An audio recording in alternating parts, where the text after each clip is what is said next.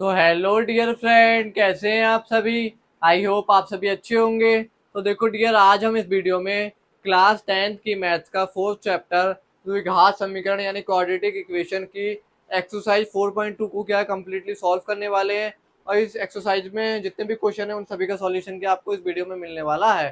तो देखो, ये जो एक्सरसाइज है ये बहुत ही बेसिक और बहुत इंपॉर्टेंट एक्सरसाइज है, जो क्या है 4.1 की जैसे ही है। ठीक है, तो चलते हैं अपनी एक्सरसाइज 4.2 की ओर। तो हमारी एक्सरसाइज 4.2 का पहला क्वेश्चन क्या कह रहा है, गुणनखंड विधि से निम्न द्विघात समीकरणों के मूल ज्ञात कीजिए। यानी कि द्विघात समीकरण, या आपको द्विघात समीकरण दी गई है, इसका क्या है, गुणनखंड विधि से आपको सॉल्यूशन करना है, यानी कि कुल मिला के एक्स का मान ज्ञात करना है। तो देखो, आपको मैंने अपने बेसिक कॉन्सेप्ट वाले वीडियो में किसी द्विघात समीकरण को गुणनखंड विधि से कैसे सॉल्व करते हैं ये क्या सिखाया है, बहुत अच्छे से, बहुत डीपली, बहुत बेसिक तरीके से। अगर आपने वो वीडियो नहीं देखा है तो आप उस वीडियो को जाके जरूर देख लीजिएगा। ठीक है, तो चलते हैं अपने क्वेश्चन फर्स्ट के पहले पार्ट की ओर। तो देखो, गुणनखंड विधि से किसी द्विघात समीकरण को सॉल्व कैसे करते हैं, यानी कि हमें एक्स का मान निकालना है, मूल निकालना है, यानी कि इस समीकरण को सॉल्व करना है। ठीक है, तो हम कैसे करते हैं, जो हमारा लास्ट वाला अचर पद होता है, इस वाले अचर पद के हम पहले पद से गुणा करते हैं, जो एक्स के गुणांक में लिखा है। तो देखो, एक्स के गुणांक में कितना लिखा है, एक। तो 10 की माइनस 10 की जब गुणा होगी एक से, तो हमारा कितना लाना है, हमें ऐसी संख्या, हमें एक ऐसी संख्या लानी है जिसका गुणा करने पे -10 आए और जोड़ने या घटाने पे कितना आए, -3 आए।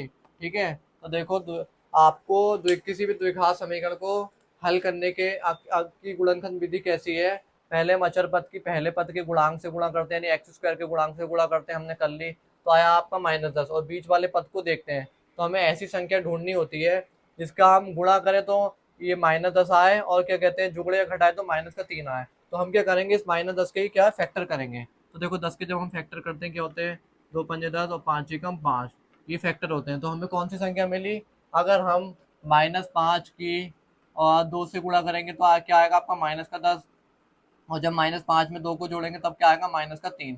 तो हमें तो फैक्टर क्या है, मिल चुके हैं। तो हम इसके फैक्टर करते हैं, यानी कि -3x को हम इस तरीके से तोड़ के लिख सकते हैं। तो इसके फैक्टर कैसे होंगे, एक्स स्क्वायर माइनस आपका कितना, प्लस का 2x माइनस का 5x माइनस का 10 इज इक्वल टू 0।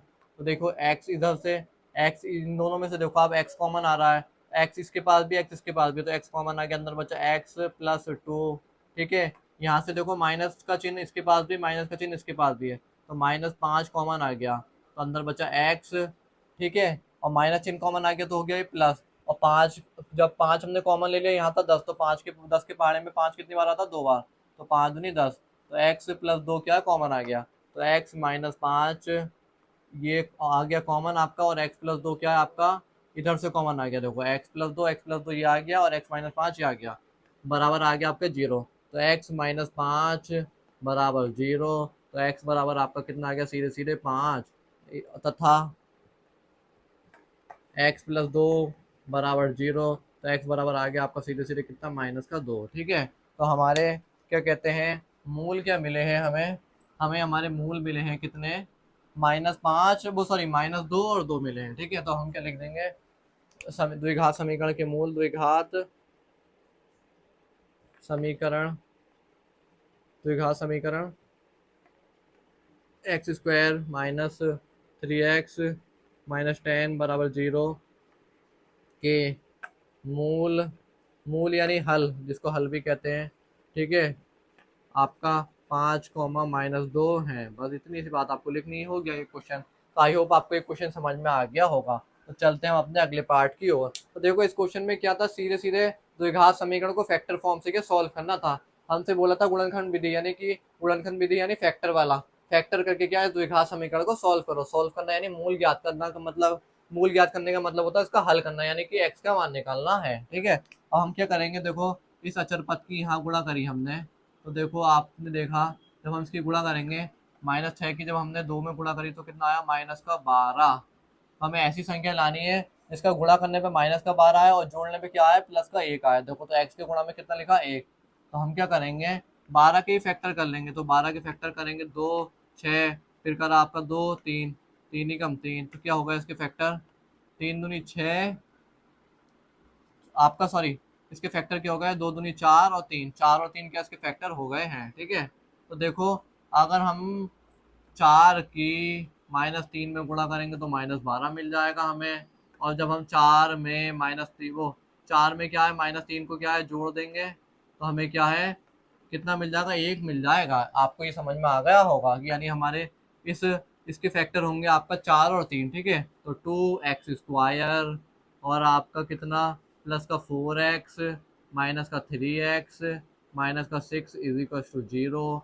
तो देखो इधर इधर भी 2x है और इधर भी x है, इधर 4x है, तो 2x क्या कॉमन आ गया पहले इन दोनों में से 2x कॉमन आ गया तो अंदर बचा x प्लस 2। इधर से माइनस का 3 कॉमन आ गया, देखो माइनस चिन्ह इसके पास भी माइनस चिन्ह इसके पास भी है और 3 कॉमन ले लिया तो अंदर बचा हमारा x प्लस, अब ये देखो माइनस चिन्ह कॉमन ले लिया तो ये प्लस का हो जाएगा। और 6 के पहाड़े में 3 कितनी बार आता है, 2 बार, तो x प्लस 2 बराबर 0। तो देखो ये x प्लस 2 और x प्लस 2 कॉमन आ गया, x प्लस 2 कॉमन आ गया और आपका कितना 2x माइनस 3 बराबर 0 हो गया, ये कॉमन आ गया, ठीक है। अब हम क्या इनकी तुलना कर देंगे तो 2x माइनस 3 बराबर 0, तो x बराबर आ गया आपका माइनस का 3 उधर जाके प्लस का ये 2 इसके गुणा का चला जाएगा इसके भाग में, ठीक है। तो x बराबर 3/2 तथा x प्लस 2 बराबर 0, तो x बराबर आपका सीधे सीधे कितना आ गया -2, ठीक है। तो हम क्या लिखेंगे अब ये चलो ब्लैक पेन से लिख देते हैं, द्विघात समीकरण द्विघात समीकरण 2x² प्लस x माइनस 6 के मूल, जिसको हम बोलते हैं क्या ब्रैकेट में हल, कितने हैं 3/2 -2 है। सीधी सीधी बात खत्म हो गई है। तो आपको ये क्वेश्चन भी समझ में आ गया होगा। इस क्वेश्चन में डायरेक्टली हमने क्या है 6 दूनी 12 -12 के फैक्टर कर दिए जो क्या 4 और 3 के रूप के होते, फिर हमने इसे सॉल्व किया, कॉमन लिया तो इसके फैक्टर क्या हमें मिल गए हैं। तो चलते हैं अपने अगले क्वेश्चन की ओर। तो देखो फ्रेंड अब हम चलते हैं अपने एक्सरसाइज 4.2 के फर्स्ट क्वेश्चन के थर्ड पार्ट की ओर। तो देखो हमें इसे भी क्या है इस द्विघात समीकरण को भी क्या है गुणनखंड विधि से इसके मूल ज्ञात करने हैं। तो हम कैसे करेंगे, हम इस लास्ट वाले अचर पद की क्या है x² के गुणांक से गुणा करेंगे। तो जब हम 5√2 की √2 में गुणा करते हैं तो क्या आएगा हमारे पास आएगा 5 और √2 की √2 में गुणा हो जाएगी √4, तो बराबर आ जाएगा 5। √4 का मान होता है क्या, √4 का मान होता है 2, 5 × 2। अब आप कहेंगे √4 का मान कैसे होता है, तो देखो 4 का मीन्स होता है 2 का स्क्वायर, तो स्क्वायर से इसका रूट कैंसिल हो जाएगा, तो इसलिए √4 का मान कितना हो जाएगा 2, और ये √2 और √2 हो जाएगा √4 और 5 × 2 बराबर हो जाएगा 10। यानी हमें एक ऐसी संख्या लानी है जिसका हम गुणा करें तो हमें 10 आए, वो सॉरी जो गुणा करें तो 10 आए और जोड़ा घटाएं तो 7 आए। तो आपको पता है जो समय की संख्या मिलती है 10 मिली, 10 के फैक्टर कर लेंगे हम, 10 के फैक्टर करेंगे 2 5 10 5 एकम 5, तो 2 और 5 क्या है वो फैक्टर मिल गए। तो देखो अगर हम 5x की अगर 2x से गुणा करेंगे तो हमें कितना मिल जाएगा 10 है, सॉरी चलो x हटा दो, x लेना चाहो तो x भी है, नहीं तो नॉर्मली संख्या से कर लो आप। 5 की जब 2 से गुणा करेंगे तो 10 मिल जाएगा और 5x में जब हम 2x को जोड़ देंगे तो हमें कितना 7x मिल जाएगा, x मिल जाएगा, x ले लो ये x² हो जाएगा, ठीक है। इधर क्या है √2x² था, ये x² हो जाएगा, x² 10x² लाना था हमें, ये सब समझ सकते हैं आप, ठीक है। तो हमें इस समीकरण के जब हमने अचर पद की पहले x² के गुणांक से गुणा की तो हमें मिला 10x², यानी अचर पद की पहले वाले पद से की तो 10x² मिला। तो हमें क्या ऐसी संख्या लानी थी जिसका हम गुणा करें तो 10x² आए और जोड़े या घटाए, यानी जोड़ने पे हमें कितना 7x लाना था। तो वो दो संख्या कौन सी मिली, 5x मिली और 2x मिली, जिनको हम जोड़ रहे हैं तो 7x आ रहा है और गुणा कर रहे हैं तो 10x² आ जा रहा है। इतनी बात आपको समझ में आ गई होगी। अब हम करते हैं इसे √2x², इसके गुणनखंड हमें कितने मिले प्लस 2x प्लस 5x, ठीक है। वो 7x को हमने 2x प्लस 5x के गुणनखंड के रूप में तोड़ के लिख दिया, प्लस 5√2। इतनी बात आपको यहाँ तक समझ में आ गई है। अब देखो यहाँ से एक चीज़ और करनी है हमें, चलो √2x², तो देखो इस वाले पद से हमें क्या है x के अलावा देखो 2 में कॉमन भी आ रहा है, तो हम 2 को क्या लिख सकते हैं, 2 को हम क्या लिख सकते हैं √2 into x plus 5x plus 5√2 बराबर 0। तो देखो मैंने ये जो 2 था सिर्फ 2, इस 2 को क्या लिख दिया मैंने, इस वाले 2 को √2 इंटू √2 लिख दिया। अब आप कहेंगे 2 को √2 इंटू √2 कैसे लिख दिया, तो देखो जब √2 और √2 को सॉल्व करते हैं हम √2 और √2 को सॉल्व करते क्या आता है, √4 आता है। ठीक है, √4 क्या आ जाता है फिर, 2 का स्क्वायर, यानी कि कुल मिला के हमें √2 इंटू √2 किसके बराबर होता है, आपका 2 के बराबर होता है। तो देखो जब हम √2 की √2 में गुणा करते हैं तो 2 मिलता है हमें। अगर हम 2 को √2 और √2 भी तो लिख सकते हैं ना कॉमन लेने के लिए। तो देखो हमें यहाँ पर, अब आप कहेंगे कि आपने रूट, हमें कैसे पता चलेगा कि 2 को √2 और √2 लिखना है। तो देखो यहाँ पर हमारे साथ क्या कुछ कॉमन नहीं आ रहा है, एक्स के अलावा कुछ कॉमन ही नहीं आ रहा है। और 2 को हम √2 इंटू √2 की फॉर्म में लिखेंगे तो हमारे साथ √2x कॉमन आ जाएगा। इसलिए हमने क्या 2 को √2 इंटू √2 की फॉर्म में लिखा हुआ है।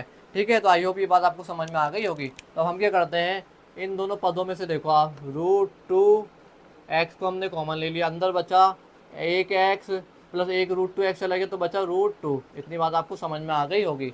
यानी यहाँ से √2x ये वाला ये मिटा दो आप, इन दोनों में से ये वाला √2x कॉमन आ गया तो बचा √2। ठीक है, और √2x में से यहाँ से √2x कॉमन आ गया तो खाली बचा x। इतनी बात आपको समझ में आ गई होगी। प्लस इधर से क्या करा हमने, 5 को कॉमन ले लिया, अंदर बचा x प्लस √2, इतनी बराबर 0। यहाँ से सिर्फ 5 कॉमन आ गया, इन दोनों में देखो 5 कॉमन आ रहा तो 5 कॉमन आ गया, x प्लस √2 बचा। अब देखो x प्लस √2 और x प्लस √2 कॉमन आ गए, x प्लस √2 कॉमन आ गया और बचा √2x प्लस 5 बराबर आपका कितना, 0। इतनी बात आपको समझ में आ गई होगी। ठीक है, तो देखो अब मैं इस पार्ट को मिटोल देता हूँ, ये रफ वर्क को, जिससे आपको क्वेश्चन में कोई भी कंफ्यूजन ना हो पाए। ठीक है, तो मैंने इस रफ वर्क को मिटोल दिया है, हटा दिया है। इतनी बात आप समझ गए। अब हम क्या करेंगे, इसकी 0 से कंपेयर करा देंगे। तो x प्लस √2 बराबर 0, तो x बराबर आ जाएगा सीधे सीधे माइनस का √2। ठीक है, और √2 x प्लस 5 बराबर 0, तो x बराबर आ जाएगा 5 प्लस उधर जाके माइनस का हो जाएगा, ये गुणा का √2 इसके क्या आ जाएगा, भाग में आ जाएगा। तो √2 5 माइनस का 5 अपॉन में √2 हो जाएगा। तो हम क्या लिखेंगे, द्विघात, अब यहाँ पे आप लिख दीजिएगा द्विघात समीकरण।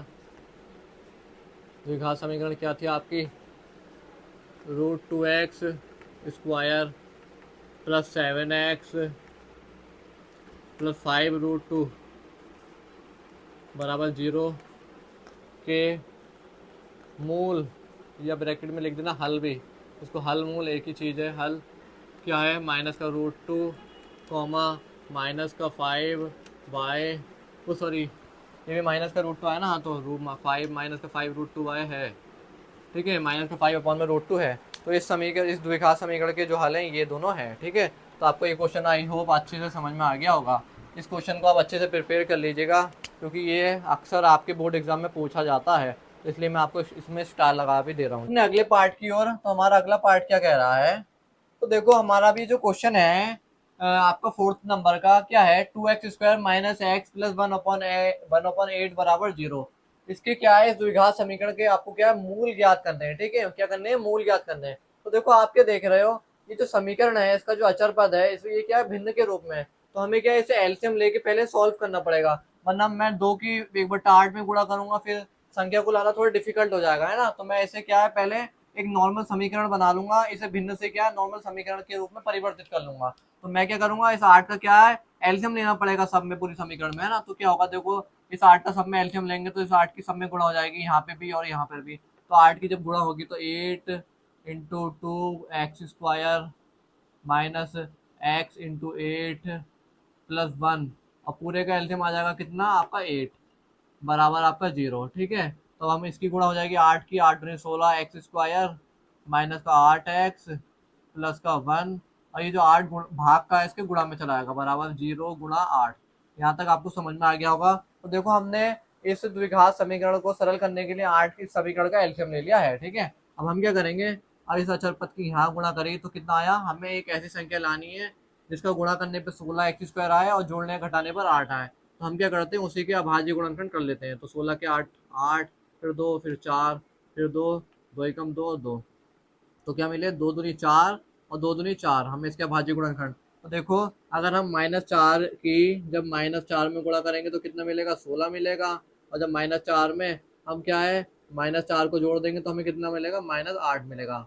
आपको समझ में आ गई होगी ये बात। ठीक है, तो इसके अभाज्य गुणनखंड क्या होंगे, 16x² माइनस का 4x माइनस का 4x प्लस का 1 बराबर 0। ठीक है, तो इधर से देखो आप इस वाले उससे, इधर से आपको 4x कॉमन नज़र आ रहा होगा। तो 4x कॉमन आ गया, अंदर बचा x माइनस सॉरी -1। हाँ, तो देखो इधर इधर कितना था आपका, इधर था आपका 16x²। तो 4x कॉमन ले लिया तो अंदर बचा कितना, 4x। और ये 4x क्या है, खुद कॉमन चला गया तो इसकी जगह आ गया 1, यानी ये 4x कॉमन आ गया और इधर से 4x कॉमन आया तो 4x अंदर बचा। ठीक है, अब यहाँ से ले लेंगे हम कितना, -1 कॉमन, अंदर बचेगा आपका कितना, 4x - 1 बराबर 0। तो देखो 4x -1 बराबर 0, ये दोनों कॉमन आ गए और बचा 4x - 1। फिर से 4x - 1 बराबर 0। तो देखो 4x - 1 बराबर 0, तो x बराबर हो गया, ये माइनस का 1 उधर जाके प्लस का, ये 4 इसके गुणा का इसके भाग में आ जाएगा, तो x बराबर आ गया 4, 1/4। तथा 4x - 1 बराबर 0, तो x बराबर आ गया आपका 1/4। ये यहाँ तक आपको समझ में आ गया, यानी कि द्विघात समीकरण के मूल ये आए हैं। अब हम क्या लिखेंगे, द्विघात समीकरण हम लिख देंगे फटाफट। द्विघात समीकरण क्या है हमारी द्विघात समीकरण, आपकी 2x² - x + 1/8 के मूल ब्रैकेट में लिख दो हल 1/4, 1/4 है। तो आपको ये बात समझ में आ गई होगी। तो देखो ये बहुत ही इजी क्वेश्चन था, हमने बस इसमें एल्शियम लिया, बाकी इसमें नॉर्मली और कुछ ऐसा है नहीं। ठीक है, तो चलते हैं अपने 5th पार्ट की ओर। तो देखो फ्रेंड, अब हम चलते हैं अपनी एक्सरसाइज 4.2 के फर्स्ट क्वेश्चन के लास्ट पार्ट में। तो हमें इस लास्ट पार्ट यानी 5th पार्ट का कि द्विघात समीकरण क्या दी है, 100x² - 20x + 1। तो हमें क्या है, इसके मूल ज्ञात करने हैं। तो देखो आपको पता है हम क्या करेंगे, इस लास्ट वाले अचर पद की इस पहले वाले पद से गुणा कराएंगे। तो हमने गुणा कराएंगे, क्या है आपका 100, और हमें जोड़ के या घटा के क्या लाना है, 20। तो इसके ऐसे अभाज्य गुणनखंड करने हैं कि गुणा करें तो 100 आए और जोड़े घटाएं तो क्या है आपका 20। तो देखो इसके अभाज्य गुणनखंड कर रहे हैं आप, तो 50, फिर करें 25, फिर हो ही नहीं सकते तो 5 × 5 = 25 और 5 ही कम 5। तो क्या होगा, इसके अभाज्य गुणनखंड 5 दूनी 10 निकला एक, और निकला एक 5 दूनी 10। तो इसको यानी कि जब हम -10x की जब -10x से गुणा करेंगे तो आ जाएगा आपका कितना, 100x²।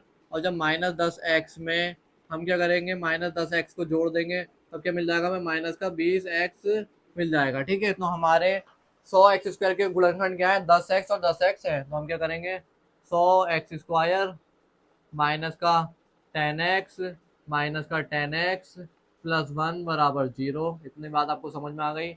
10x को हमने क्या करा, कॉमन ले लिया, अंदर बचा 10 × x और ये -1, इधर से -1 कॉमन ले लिया तो अंदर बचा 10x -1 बराबर 0। तो देखो यहाँ से आप देखो, इतनी बात देखो आप, यहाँ से हमने 10x कॉमन लिया तो 100x² था, एक 10x कॉमन ले लिया तो अंदर बचा 10x बच जाएगा, क्योंकि 10 की 10 में गुणा होगी तो 100x 100 हो जाएगा, और x की x में तो x²। और ये 10x जो था यहाँ से हमने कॉमन ले लिया तो यहाँ पे बचा सिर्फ एक, और यहाँ पे क्या माइनस चिन्ह यानी -1 को कॉमन ले लिया, अंदर 10x बचा और माइनस का 1 हो जाएगा, क्योंकि हमने -1 को कॉमन ले लिया तो चिन्ह परिवर्तित हो जाएगा। तो देखो 10x - 10x क्या कॉमन आ गया, तो 10x - 1 एक कॉमन आ गया, और 10x - 1 10x -1 ये कॉमन आ गया बराबर 0। तो 10x - 1 बराबर होगा कितना आपका 0।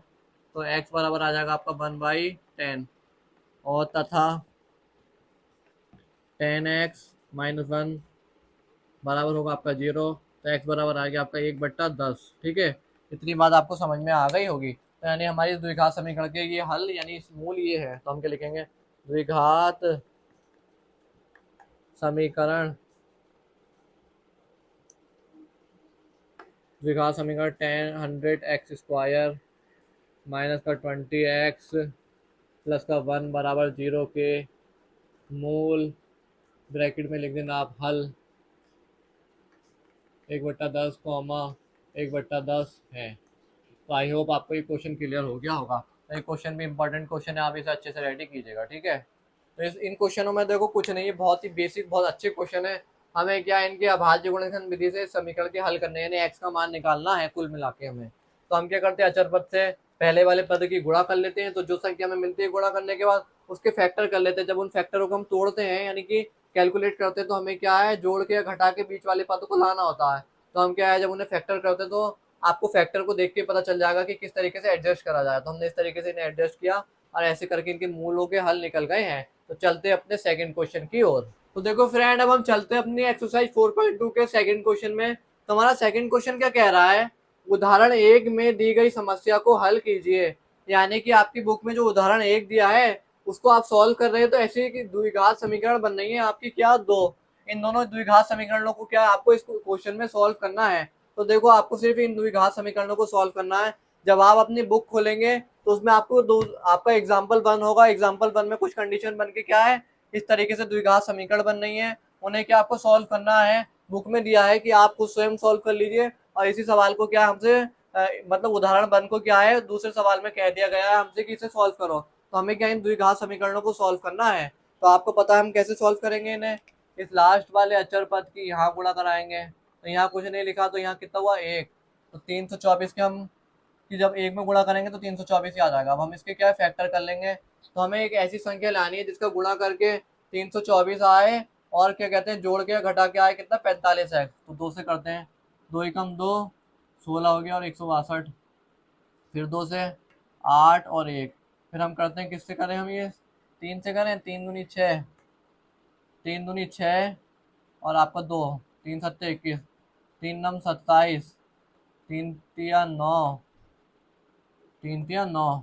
तो देखो हमने क्या करा, ये 332 324 के 2 कर दिया, 2 से विभाजित करा तो 162, फिर 2 से करा 81, फिर 3 से करा 27, फिर 27 को इससे करा, फिर 9 को 3 से करा तो 3 ही कम 3 आ जाएगा। ठीक है, 3 तिया 9, 9 तिया 27, 27 तिया 81, 81 दूनी ये, हाँ ठीक है। तो आपको इतनी बात समझ में आ गई। अब हमें इसके क्या फैक्टर बनाने हैं।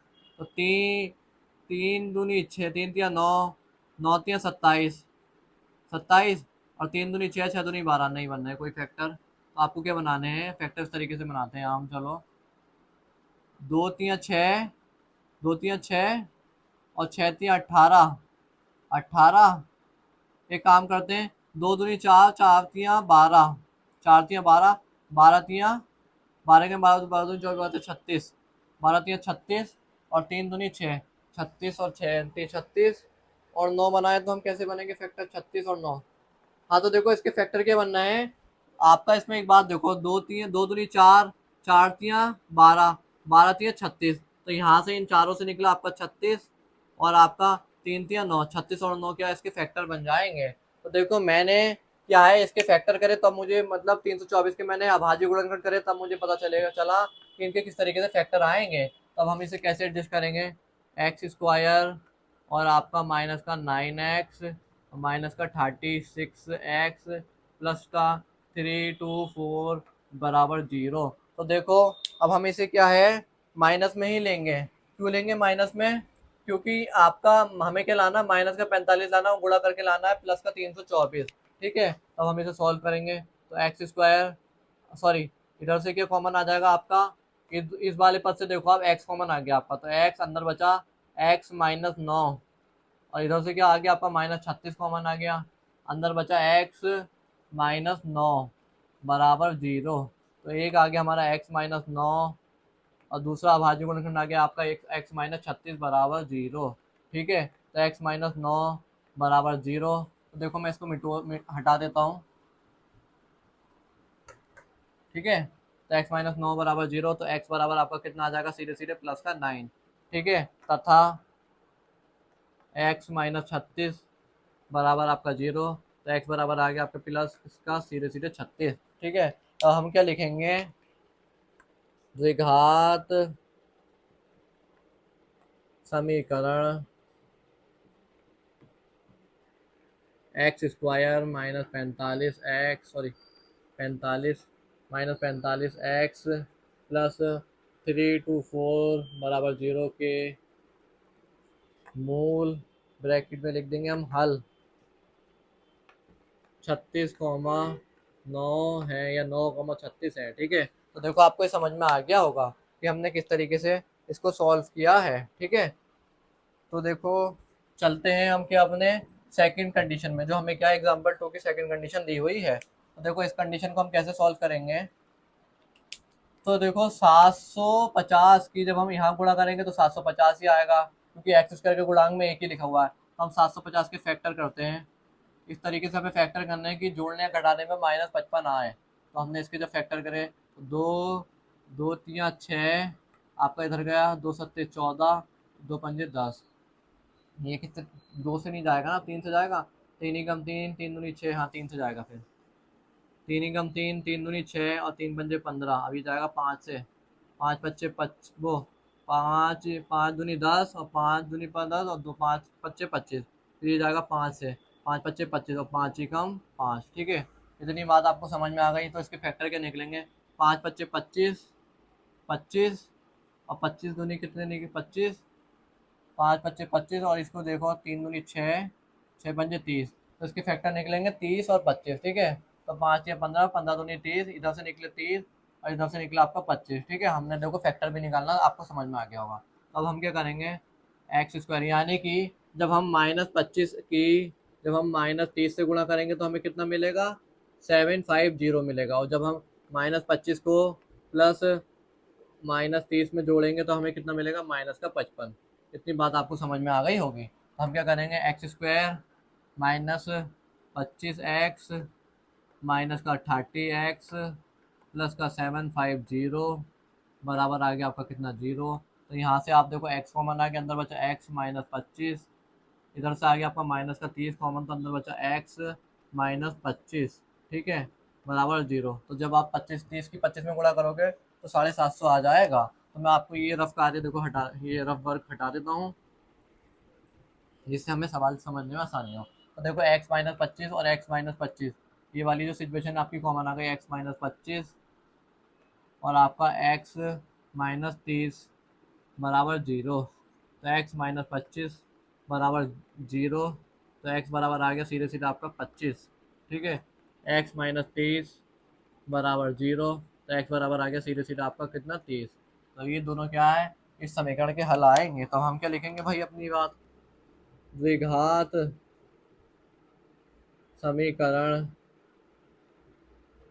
द्विघात समीकरण एक्स स्क्वायर -55x प्लस 750 बराबर 0 के मूल ब्रैकेट में लिख देना हल क्या है आपका, 25, 30 है।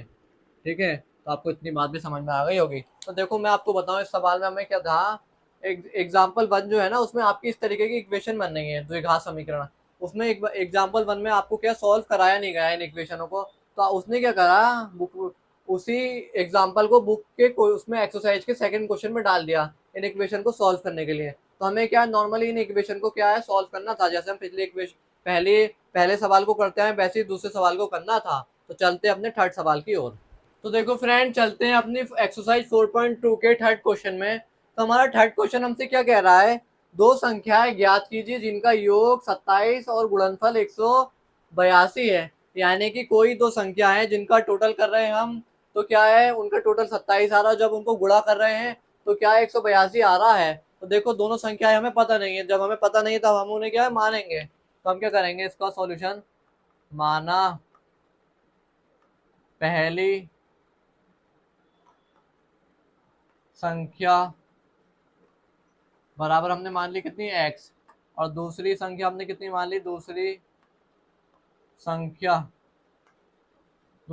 हमने कितनी मान ली। तो देखो पहली संख्या x है और दूसरी संख्या कितनी होगी, y। आपकी दूसरी संख्या कितनी होगी, 27 माइनस एक्स।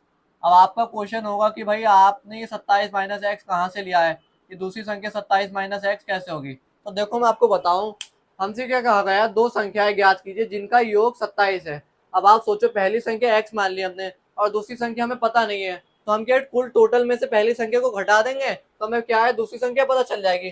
फॉर एग्जाम्पल हमें दो संख्या पता है, जैसे 3 + 4, ये दो संख्या है। जैसे क्वेश्चन कहा गया दो संख्याएं ज्ञात कीजिए, माना ये दो संख्या है जिनका योग क्या है 7 है। तो माना मुझे पहली संख्या क्या है, इस पर 3 हो गई और दूसरी संख्या क्या हो गई आपकी 4 हो गई। और माना मुझे पहली संख्या तो पता है और दूसरी संख्या नहीं पता है, तो माना मैंने दूसरी संख्या को x मान लिया। तो दूसरी संख्या को निकालने के लिए मैं क्या करूंगा, दोनों संख्याओं के योग में से पहली संख्या को घटा दूंगा, तो मुझे क्या दूसरी संख्या भी मिल जाएगी। तो ये बात आपको समझ में आ गई होगी। यानी दोनों संख्याओं का टोटल 27 है। जब हम टोटल में से पहली संख्या को घटा देंगे तब हमें क्या दूसरी संख्या मिल जाएगी। तो अब हमसे क्या कहा गया है, जिनका गुणनफल 182 है, तो हम क्या लिखते हैं, प्रश्नानुसार, यानी प्रश्न के अनुसार। प्रश्न के अनुसार क्या कहा गया है, संख्या पहली संख्या गुणा दूसरी संख्या, पहली संख्या गुणा दूसरी संख्या बराबर कितना है आपका, 182। यानी कि जब आप दोनों संख्याओं को गुणा कर रहे हैं तो उनका गुणनफल 182 आ रहा है। तो पहली संख्या हमारी x, दूसरी संख्या हमारी कितनी, 27 माइनस एक्स, बराबर हो गया आपका 182। ठीक है, इतनी बात आपको समझ में आ गई। तो जब हम इसके अंदर गुणा करेंगे कितना हो जाएगा, 27x माइनस का एक्स स्क्वायर, और ये 82 इधर आके क्या हो जाएगा आपका, ये काम करो, बराबर हो जाएगा 182।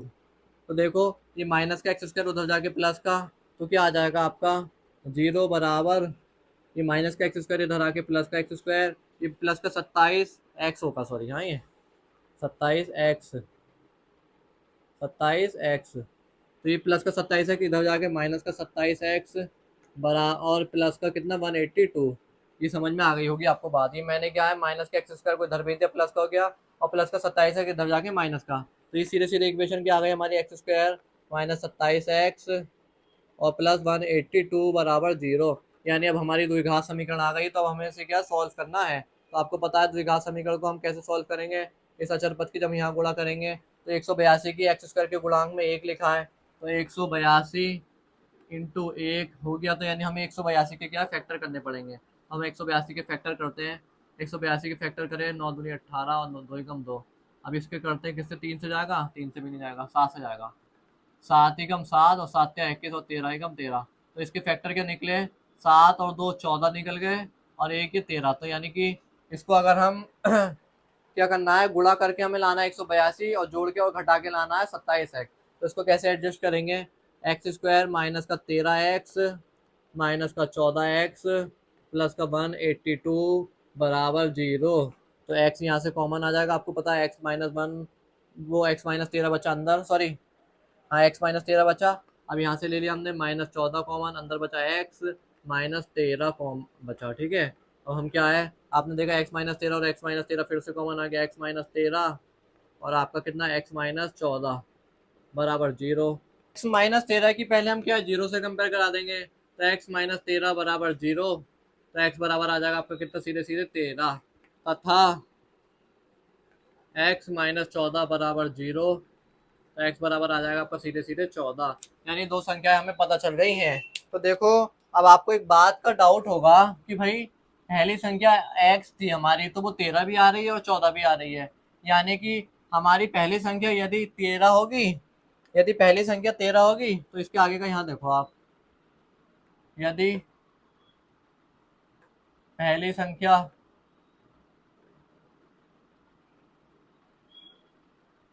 x बराबर 13 है तो दूसरी संख्या कितनी है आपकी, 27 माइनस एक्स, दूसरी संख्या 27 माइनस एक्स। यानी कि 27 में से हम जब पहली संख्या को घटा देंगे तो तेरी दूसरी संख्या आपकी कितनी हो जाएगी, 14। इतनी बात आपको समझ में हो गई, आ गई। और हम लिखेंगे यदि, अगर, या एक साथ एक काम करो, आप लिख दो अगर पहली संख्या हम कितनी लेते हैं, पहली संख्या 14 ले लेते हैं, पहली संख्या x बराबर हम ले रहे हैं 14, तो दूसरी संख्या क्या है आपकी, दूसरी संख्या है आपकी 27 माइनस एक्स। तो हम क्या करेंगे, दूसरी संख्या में से 27 में से पहली संख्या यानी एक्स कितनी आपकी 14, 14 को घटा देंगे तो हमें दूसरी संख्या क्या मिलेगी, 13। ठीक है, तो देखो मैं आपको बताऊं, ये हमें दो संख्याएं बतानी थी जिनका योग 27 है। तो देखो योग है, तो कभी माना 13 में 14 जोड़ो तब भी 27 आएगा, या 14 में 13 जोड़ो तब भी 27 आएगा। अगर हम पहली संख्या 13 ले लें तो हमें दूसरी संख्या 14 मिल जाएगी, अगर पहली संख्या 14 ले लें तो दूसरी संख्या 13 मिल जाएगी। तो इसका मतलब है इन दोनों संख्याओं का योग था, यानी कि 13 को आगे से जोड़ लो या पीछे से जोड़ लो, तो क्या हमें 13 या 14 ये दो संख्याएं क्या यही मिलेंगी। तो चल, आपको ये क्वेश्चन समझ में आया हो तो चलते अगले क्वेश्चन की ओर। तो देखो फ्रेंड, अब हमारा एक्सरसाइज 4.2 का क्या है, फोर्थ नंबर का क्वेश्चन क्या कह रहा है, दो क्रमागत धनात्मक पूर्णांक ज्ञात कीजिए जिनके वर्गों का योग 365 हो। तो आपको याद होगा इसमें का क्वेश्चन हमने क्या एक्सरसाइज 4.1 में भी किया था। ठीक है, तो दो क्रमागत धनात्मक पूर्णांक का मतलब आप समझ लीजिए पहले।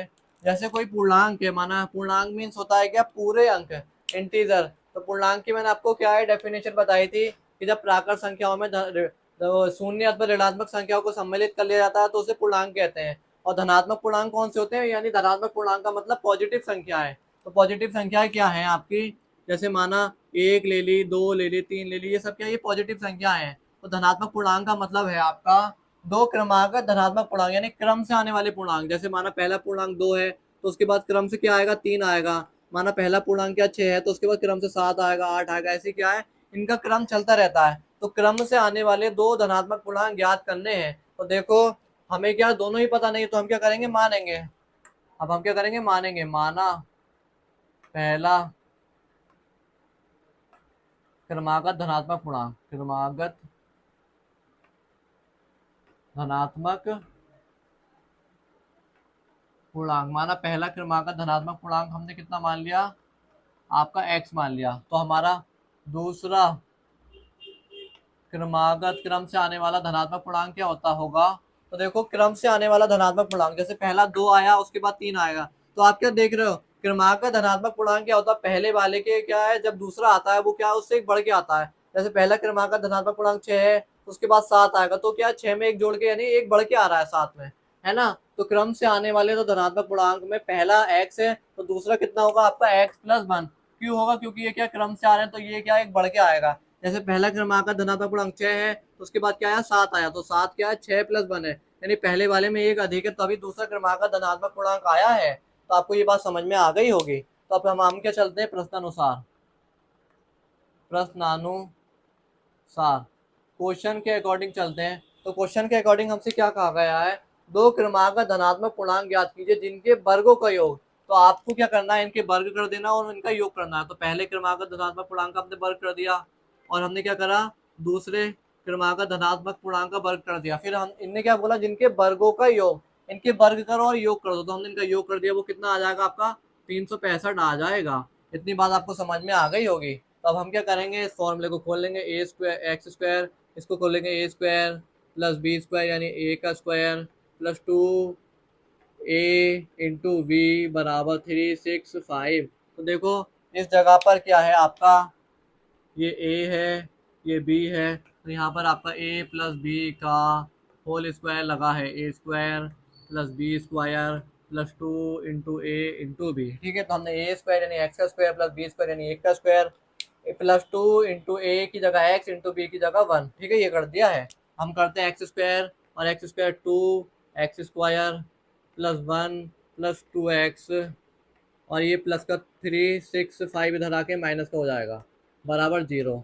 तो 2 एक्स स्क्वायर प्लस 2 एक्स, ये 365 में से एक चला जाएगा आपका, तो बचेगा माइनस का कितना, 364 बराबर 0। अब यहाँ से पूरी इक्वेशन से 2 कॉमन आ गया तो अंदर बचा x square plus x minus 2 एकम 2, एक इधर गया, तो 2 अट्ठे 16 और 2 दूनी 4 बराबर 0। यानी कि हमने इस पूरी सिचुएशन से 2 को क्या है, उभयनिष्ठ ले लिया है। तो देखो हमने जब 2 को उभयनिष्ठ लिया तो यहाँ पे 2 आ जाएगा। ठीक है, यहाँ से हमने इसको उभयनिष्ठ ले लिया तो इसकी गुणा करेंगे तो 2 x square plus 2 x minus का 364 हो जाएगा। तो ये गुणा का इसके भाग में चला जाएगा, ये खत्म हो जाएगा। तो हमारा क्या बनी सिचुएशन आपकी, आपकी एक्स स्क्वायर, चलो लिख के दिखा देते हैं हम एक बार आपको, मैं आपको अगले पे इस पेन से करके दिखाता हूँ। X square plus x minus 182 बराबर 0/2। ठीक है, तो ये आप समझ गए होंगे। अब हमें क्या है, इस आभार इसकी हम इसकी द्विघात समीकरण बन गई, तो अब इसे सॉल्व करना है। तो 182 की जब हमने एक्स स्क्वायर से गुणा करी तो क्या आया, माइनस का 182 इंटू 1 इजिकल्स टू, हमें क्या 182 लाना है, तो हम क्या करेंगे 182 के फैक्टर करेंगे। ठीक है, तो 182 के फैक्टर करते हैं तो 2 × 18, 2 × 18, 2 × 2, फिर इसकी 7 से जाएगा, 7 × 7 और आपका 7 × 7 और 7 × 21 और 13। तो इसके फैक्टर क्या मिले आपको, 13 मिले और 14 मिले। ठीक है, 13 और 14 इसके क्या है, फैक्टर हैं। यानी कि जब हम 13 और 14 की गुणा करेंगे तो हमें माइनस का 182 मिलेगा। हम इसे एडजस्ट करते हैं, एक्स स्क्वायर प्लस का 14x माइनस का 13x माइनस का 182 बराबर आपका कितना 0। इतनी बात आपको समझ में आ गई। इधर से x कॉमन आ गया, अंदर बचा x प्लस 14, इधर से माइनस 13 कॉमन आ गया, अंदर बचा x प्लस 14 बराबर 0। तो x प्लस 14 और x माइनस 13 बराबर 0। तो x प्लस 14 की जब हमने 0 से इक्वेशन कंपेरिजन कराई तो x बराबर आया आपका माइनस का 14, जो कि क्या है, अमान्य हो गया। अब आपका क्वेश्चन होगा कि भाई ये x बराबर माइनस 14 अमान्य क्यों हो गया। हमसे पूछा था धनात्मक पूर्णांक, ये क्या ऋणात्मक पूर्णांक आ गया, तो ये क्या अमान्य हो जाएगा। अब हम क्या करेंगे, x माइनस 13 की कंपेरिजन करा देंगे 0 से, तो x बराबर हमें मिल जाएगा सीधे सीधे कितना 13। तो ये क्या सही हो जाएगा। तो ये माइनस 14 अमान्य इसलिए हो गया क्योंकि हमसे क्या है, धनात्मक पूर्णांक पूछा गया था, लेकिन ये क्या ऋणात्मक पूर्णांक है। तो ये बात आपको क्या है, अच्छे से क्लियर हो गई होगी। ठीक है, तो देखो अब हम इस रफ वर्क को क्या है मिटा देते हैं। इसके बाद हम लिखते हैं अगली संख्याओं को अपनी जो हमसे पूछी गई थी। तो हमारी क्या है, पहला हम क्या लिखेंगे अब, इसके आगे का आप यहाँ देखो, इसके आगे का सीन ऊपर है। पहला क्रमागत धनात्मक पूर्णांक x बराबर आपका कितना आया है 13। ठीक है, और दूसरा क्रमागत धनात्मक धनात्मक पूर्णांक क्या है आपका, वो है x प्लस 1 है। तो क्या हो जाएगा आपका x की जगह 13 प्लस 1 बराबर हो जाएगा आपको कितना, सीधे सीधे 14। तो पहला धनात्मक पूर्णांक है 13, दूसरा है आपका 14। तो आई होप आपको ये क्वेश्चन समझ में आया हो। तो चलते हैं अपने अगले क्वेश्चन की ओर। तो देखो फ्रेंड, अब हम चलते हैं अपने फिफ्थ क्वेश्चन की ओर। तो हमारा फिफ्थ क्वेश्चन क्या कह रहा है, एक समकोण त्रिभुज की ऊंचाई उसके इसके आधार से 7 सेंटीमीटर कम है, यदि कर्ण 13 सेंटीमीटर, तो अन्य दो भुजाएं ज्ञात कीजिए। तो देखो इस क्वेश्चन को करने से पहले आपको क्या है, समकोण त्रिभुज क्या होता है ये थोड़ा पता होना चाहिए। तो देखो समकोण त्रिभुज क्या होता है ये मैंने पहले ड्रॉ कर लिया है आपको समझाने के लिए। ऐसा त्रिभुज जो 90 डिग्री का कोण बनाता है समकोण त्रिभुज कहलाता है। तो देखो समकोण त्रिभुज में ये क्या है, 90 डिग्री का कोण बना रहा है, एंगल बना रहा है, इसलिए समकोण त्रिभुज है। तो समकोण त्रिभुज में 3 भुजाएं होती हैं, एक होता है आधार, एक होती है ऊंचाई, एक होता है उसका जो टेढ़ा वाला हिस्सा होता है उसे बोलते हैं हम कर्ण। तो लेटे वाले यानी जिसपे त्रिभुज बना होता है उसे बोलते हैं हम क्या, आधार। और जो त्रिभुज की ऊंचाई होती है उसे वो तो ऊंचाई ही बोलते हैं, ये तो आप समझ गए। और ये जो टेढ़ा वाला भाग होता है इसे बोलते हैं हम क्या, कर्ण। तो संपूर्ण त्रिभुज वो त्रिभुज होता है जो 90 डिग्री के एंगल पे झुका हुआ होता है। तो हमसे क्या कहा गया है, एक संपूर्ण त्रिभुज की ऊंचाई इसके आधार से 7 सेंटीमीटर कम है। यानी ऊंचाई आपको कब मिलेगी, जब आधार से आप क्या कर दोगे, आधार से आप क्या कर दोगे 7 सेंटीमीटर कम कर दोगे, तो माइनस 7 सेंटीमीटर कर दोगे, तो ये क्या है आपको ऊंचाई मिल जाएगी।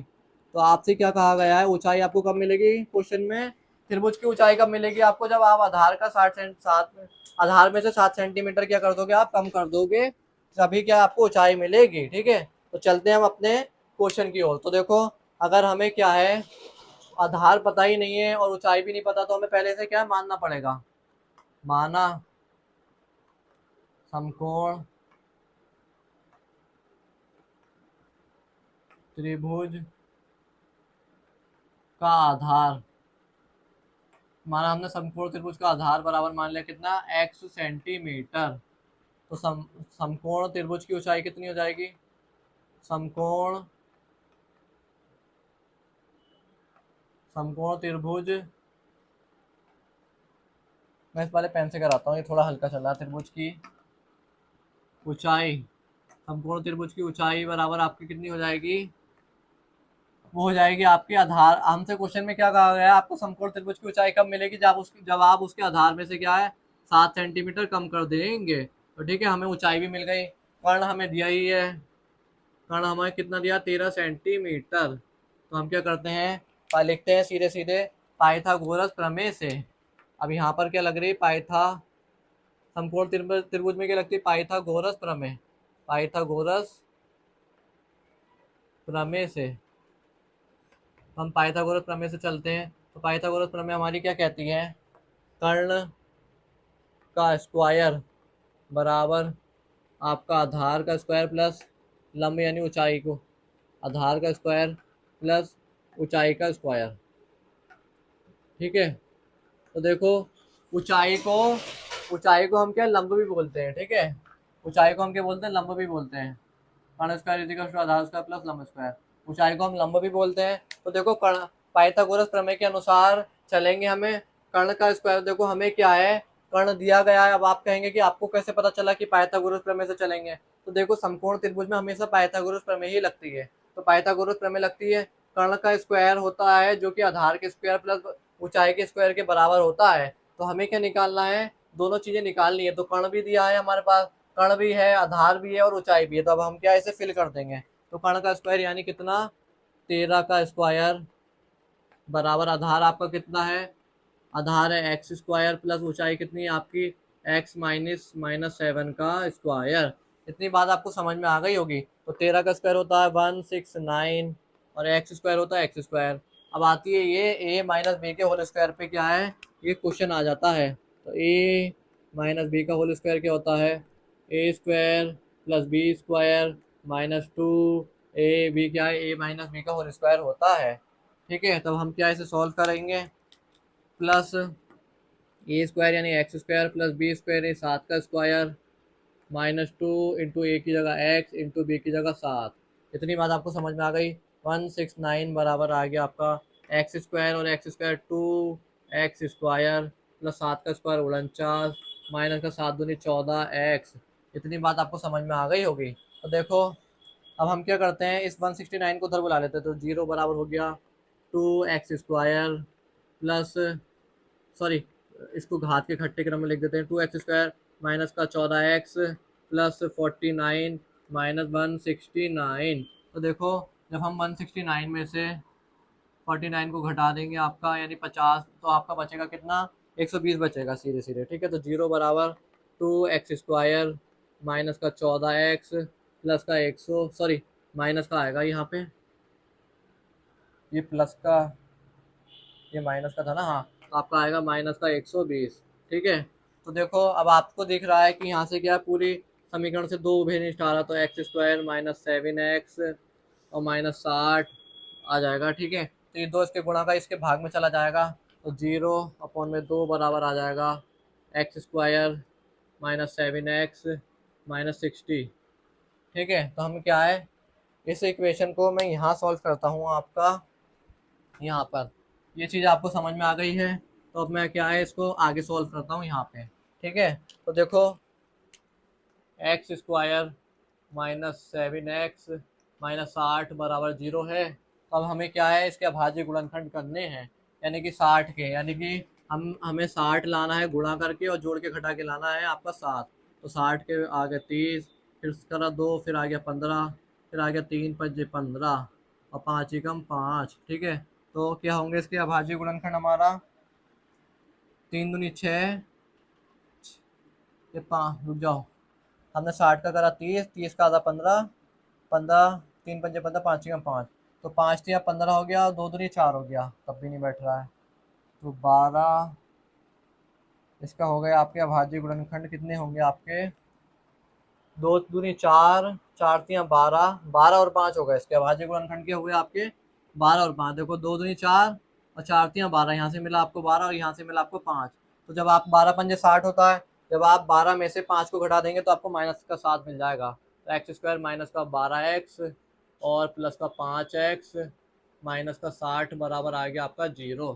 ठीक है, इतनी बात आपको यहाँ तक समझ में आ गई होगी। तो आप इसी चीज़ को यहाँ देखिए, अब थोड़ी जगह कम है तो आप इतना माइंड मत कीजिएगा, इस चीज़ को आप यहाँ समझिए। ठीक है, मैं ब्लैक पेन से हेडलाइन भी खींच दूँ जिससे आपको क्या है कंफ्यूजन ना हो, और इसको भी मैं यहाँ कर देता हूँ साइड में। तो देखो ये कितना हो जाएगा आपका, एक्स स्क्वायर माइनस का 12 एक्स प्लस का 5 एक्स और माइनस का 60 बराबर 0। तो यहाँ से क्या कॉमन आ गया आपका, यहाँ से कॉमन आ गया आपका कितना, एक्स कॉमन आ गया, अंदर बचा आपका एक्स -12, यहाँ से आ गया प्लस का 5 कॉमन, अंदर बचा एक्स -12 बराबर 0। तो एक्स प्लस 5 और एक्स -12 बराबर 0। तो x प्लस 5 बराबर 0 करेंगे तो हमें x बराबर क्या मिल जाएगा, माइनस का 5, जो कि क्या हो जाएगा, अमान्य है। तो किसी भी चीज़ की लंबाई चौड़ाई कभी भी माइनस में नहीं होती, इसलिए क्या ये अमान्य हो जाएगा, तो बराबर 0। तो x बराबर हमें मिला कितना, सीधे सीधे 12। ठीक है, तो x क्या था, हमारा आधार था। तो अब हम क्या लिखेंगे, त्रिभुज का आधार, त्रिभुज का आधार, हम आधार x बराबर आया कितना, 12 सेंटीमीटर। अब हम लिखेंगे त्रिभुज, त्रिभुज की ऊंचाई, त्रिभुज की ऊंचाई, हाँ, क्या थी, त्रिभुज की ऊंचाई थी आपकी x माइनस 7, ये थी ना। तो x आया आपका 12 माइनस 7, तो त्रिभुज की ऊंचाई कितनी आ गई आपकी, 5 सेंटीमीटर। और त्रिभुज का कर्ण आपको पहले ही दिया था, त्रिभुज का कर्ण बराबर आपको दिया था 13 सेंटीमीटर। तो ये चीज़ आपको पहले ही दी थी। तो देखो ये क्वेश्चन भी इस तरीके से कवर होता है। तो ये क्वेश्चन बहुत अच्छा क्वेश्चन है, और आप मान के चलिए 99% ये आता ही आता है हर बोर्ड में। ये इतना इंपॉर्टेंट क्वेश्चन है, ये हर बोर्ड में पूछा जाता है। तो आप इस क्वेश्चन को हम अच्छे से तैयार कीजिएगा। हर बोर्ड में, हर प्री बोर्ड में ये क्वेश्चन आता ही आता है। ठीक है, बहुत इंपॉर्टेंट क्वेश्चन है हर बोर्ड के लिए। तो देखो हमें क्या है, समकोण त्रिभुज के बारे में पता होना चाहिए। उसके अकॉर्डिंग हमने ये सारी चीज़ें हमें दी थी। हमने फिर क्या, पाइथागोरस प्रमेय लगाई, उसके अकॉर्डिंग हमने उसे सॉल्व किया, तो हमारी द्विघात समीकरण बन गई। द्विघात समीकरण के हमने हल किया, तो हमें क्या है, त्रिभुज का आधार मिल गया, फिर उसकी ऊंचाई मिल गई। इस तरीके से क्वेश्चन भी होता है। तो चलते हैं अपने अगले क्वेश्चन की ओर। तो देखो फ्रेंड, अब हम चलते हैं अपनी एक्सरसाइज 4.2 के 6th क्वेश्चन यानी लास्ट क्वेश्चन की ओर। तो हमारा क्वेश्चन 6 क्या कह रहा है, एक कुटीर उद्योग में एक दिन में कुछ बर्तनों का निर्माण होता है। एक कुटीर उद्योग एक दिन में कुछ बर्तनों का निर्माण करता है। एक विशेष दिन देखा गया कि प्रत्येक नग की निर्माण लागत रुपए में उस दिन निर्माण किए गए बर्तनों की संख्या के दुगने से 3 अधिक थी। यदि उस दिन की कुल निर्माण लागत 90 रुपए थी, तो निर्मित बर्तनों की संख्या और प्रत्येक नग की लागत ज्ञात कीजिए। तो देखो ये क्वेश्चन दिखने में लेंथी है, बहुत ही इजी क्वेश्चन है। मैं आपको बताऊं इस क्वेश्चन में क्या कहा गया है हमसे। एक फैक्ट्री है जो क्या है, कुछ बर्तनों का निर्माण करती है। तो निर्माण जो करती है ना फैक्ट्री वो, तो एक स्पेशल दिन आया उस फैक्ट्री में ऐसा कि प्रत्येक नग की निर्माण लागत, यानी कि प्रत्येक बर्तन की जो निर्माण की लागत थी, यानी कि एक एक बर्तन को बनाने की जो कॉस्ट थी, उसने क्या है आपको बताई नहीं है। एक पहेली के रूप में बताइए इस क्वेश्चन में कि प्रत्येक नग की निर्माण लागत, यानी कोई बर्तन बन रहा है उसकी निर्माण लागत उस दिन निर्माण किए बर्तनों की संख्या के दुगने से 3 अधिक थी। माना किसी फैक्ट्री में किसी स्पेशल दिन एक्स बर्तन बने हैं, और उसकी निर्माण लागत जो है इस सिचुएशन के अकॉर्डिंग आपको बनानी है। तो देखो हमें ना तो ये पता है कि उस फैक्ट्री में कितने बर्तन बन रहे हैं, ये भी नहीं पता, और ना ये पता है कि उस बर्तनों की कॉस्ट कितनी है। हमें किसी जो फैक्ट्री है उसमें जो बर्तन बन रहे हैं, ना हमें ये पता है कि एक बर्तन की कॉस्ट कितनी है, और ना हमें ये पता है कि उस फैक्ट्री में बर्तन बनते कितने हैं। तो देखो हमें पता नहीं है, तो मानना पड़ेगा। मानने के बाद हम क्या है, सिचुएशन के अकॉर्डिंग हम कंडीशन बनाएंगे। तो हम क्या करते हैं, माना बर्तनों की संख्या एक्स, माना कुटीर, माना कुटीर उद्योग में एक दिन में निर्मित बर्तनों की संख्या एक्स। हमने क्या करा, हमें पता ही नहीं कि फैक्ट्री में कितने बर्तन बन रहे हैं उस दिन। तो हमने क्या करा, उस फैक्ट्री में मान लिया कि एक्स बर्तन बने हैं। ठीक है, तो देखो हमसे क्या कहा गया है, अब आप देखो हमने बर्तनों की संख्या तो मान ली, अब हमें नग की संख्या कब मिलेगी, यानी कि नग की लागत कब मिलेगी। अब हम लिख लें, चलो ये भी लिख लें, कुटीर उद्योग में एक नग की लागत, यानी कि एक बर्तन बनाने में कॉस्ट। तो देखो हमने एक सिचुएशन दी गई है, एक विशेष दिन यहाँ देखा गया कि प्रत्येक नग की निर्माण लागत उस दिन निर्माण किए बर्तनों की संख्या, माना वो कुटीर उद्योग में एक दिन में निर्माण किए गए बर्तनों की संख्या हमने कितनी माननी है, एक्स। तो आपको क्या है, प्रत्येक नग की कॉस्ट है यहाँ कब मिलेगी, आपको प्रत्येक नग की कॉस्ट कब मिलेगी, जब आप क्या करेंगे, बर्तनों की संख्या के दुगने, बर्तनों की संख्या हमने कितनी मानी एक्स, उसका दुगना कर देंगे, के 30 से 3 अधिक कर देंगे। तो मैं आपको एक बात बताऊं, देखो फैक्ट्री में माना उस दिन एक्स बर्तन बने, तो उसमें हमने एक कंडीशन दी गई है कि प्रत्येक नग की जो कॉस्ट है वो आपको कब मिलेगी, जो आपने जितने बर्तन बनाए हैं उन बर्तनों की संख्या का आप 2 गुना कर देंगे, उसमें 3 अधिक कर देंगे, तो आपको क्या है, एक नग की यानी एक बर्तन की कॉस्ट मिल जाएगी। ये सिचुएशन हमें दी गई है। तो देखो ये सिचुएशन यहाँ से आई कि उस दिन निर्माण किए गए बर्तनों की संख्या, प्रत्येक नग की निर्माण लागत आपको कब मिलेगी, प्रत्येक नग की निर्माण लागत जब आप एक दिन में निर्माण किए बर्तनों की संख्या एक्स है का दुगना कर देंगे, हमने दुगना कर दिया, से 3 अधिक कर देंगे, तो हमने 3 अधिक भी कर दिया है। ठीक है, तो ये बात आपको समझ में आ गई होगी ये सिचुएशन कैसे बनी। अब हम चलते हैं प्रश्नानुसार चलते हैं। तो देखो, अब आप मुझे एक बात बताओ, किसी फैक्ट्री में एक्स बर्तन बने और उसमें एक बर्तन को बनाने की कॉस्ट आई इतनी 2x+3 है, तो अगर हम बर्तनों की संख्या को उसकी कॉस्ट से गुणा कर देंगे तो कितने रुपए की, 90 रुपए जो हमें दी गई है निर्माण लागत, यानी कि निर्माण लागत हमें 90 रुपए दी गई है। अगर हमने एक फैक्ट्री में एक्स बर्तन बनाए और एक बर्तन को बनाने की कॉस्ट आई इतनी, हम दोनों को जब गुणा कर देंगे तो हमारे पास कुल लागत आ जाएगी ना, जो कि हमें दी है। तो हम क्या करेंगे, प्रश्नानुसार करके क्या कर देंगे, एक्स इंटू 2x+3 बराबर 90, सॉरी इधर करता हूँ मैं, बराबर 90 कर देंगे। अब आप कहेंगे ये आपको कंडीशन कैसे पता चली, ये पता चली यहाँ से, यदि उस दिन निर्माण की कुल लागत 90 रुपए थी, यानी कि बर्तनों को बनाने की कुल कॉस्ट इतनी 90 रुपए, एक बर्तन को बनाने की कॉस्ट आई इतनी और बर्तन बने थे इतने, जब हमने एक बर्तन की कॉस्ट को उतने बर्तनों से गुणा कर दी तो हमें कुल कॉस्ट पता चल गई। तो अब हम चलते हैं सवाल को आगे की ओर। 2x² + 3x, ये 90 इधर आके माइनस का हो जाएगा, बराबर 0। अब हम इसे क्या, ये द्विघात समीकरण बन गई है तो इसे सॉल्व कर लेंगे।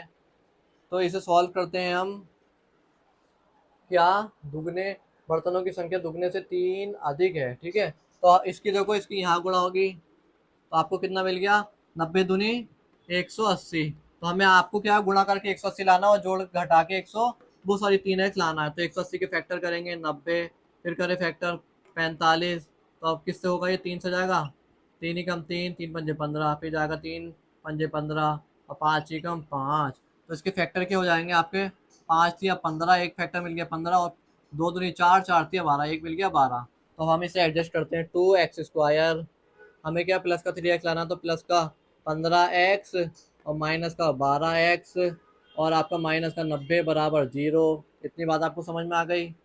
तो हम ये काम करते हैं, इसको एडजस्ट इस तरीके से करके लिखते हैं कि जिससे कॉमन भी आ जाए। तो हमें दो फैक्टर मिले, क्या, माइनस का 12x और प्लस का 15x। तो देखो इधर से आपने देखा कि कॉमन आया आपका, 2x कॉमन आ गया, अंदर बचा x -6, इधर से क्या आ गया आपका, आपका प्लस का 15 कॉमन आ गया, तो इधर क्या बचा आपका x -6। इतनी बात आपको समझ में आ गई। तो x -6 फिर कॉमन आ गया, x -6 और x+15 फिर कॉमन आ गया, बराबर 0। तो x+15 बराबर 0, सॉरी ये क्या आया आपका, 2x+15 बराबर 0। तो x बराबर आ जाएगा आपका -15/2, जो क्या हो जाएगा, अमान्य। अब आप कहेंगे ये क्यों अमान्य हो जाएगा, देखो बर्तनों की संख्या कभी भी माइनस में नहीं आ सकती है। अब ऐसा हो सकता है किसी फैक्ट्री में कि उन्होंने बर्तन बनाया वो गायब हो गए वो बर्तन, ऐसा नहीं हो सकता। तो अब क्या आया, तथा x -6 बराबर 0, तो x बराबर आया आपका सीधे सीधे कितना, 6। तो यानी कि उस दिन निर्माण किए गए बर्तनों की संख्या आपकी कितनी थी, 6 थी। ठीक है, ये मैंने आपको बता दिया है। अब मैं आपको एक बार लिख के दिखा देता हूँ कैसे लिखेंगे। तो हम लिखेंगे, कुटीर उद्योग में एक दिन में निर्मित बर्तनों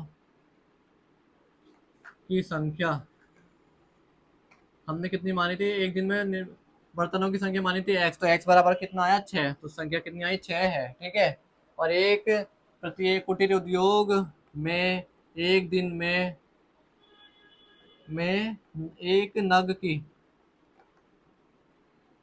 की निर्माण लागत,